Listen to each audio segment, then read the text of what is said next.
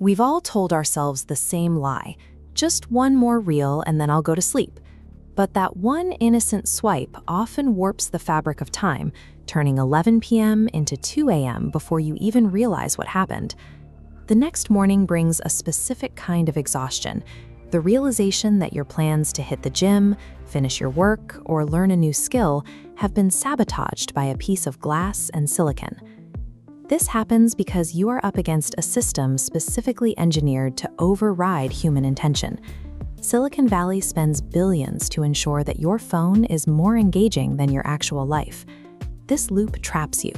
A notification triggers your phone pickup, and scrolling provides an immediate dopamine reward, bypassing your rational brain. Tech companies smoothed every bump, turning this into muscle memory. The action accelerates until it happens without conscious thought. Because these platforms have weaponized zero-friction design, relying on willpower is a losing battle. The only effective defense is to actively engineer friction back into your physical and digital environment. Building that defense starts with physical friction. When you need to focus, the phone must be entirely out of your line of sight. Seeing the phone on your desk forces you to spend mental energy ignoring it. By placing it in a bag or a different room, you force yourself to get up and walk to check it, exploiting your natural laziness to keep the habit at bay.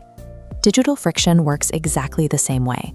Social media interfaces are built to be dangerously smooth, so you have to intentionally degrade the user experience. Log out of your accounts after every single use. Forcing yourself to manually type in a username and password creates a deliberate roadblock that breaks the automatic cycle. If that isn't enough, delete the apps.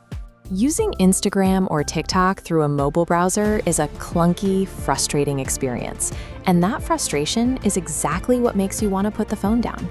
You can also utilize digital app blockers or have a friend set a passcode for your most distracting apps, ensuring they only unlock once your daily goals are met.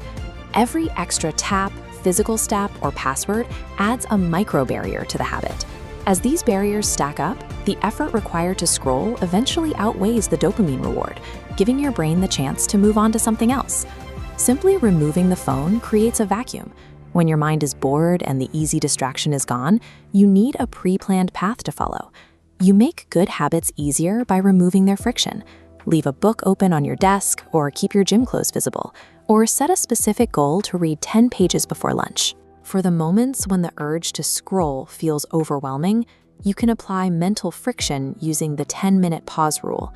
Cravings follow a specific curve.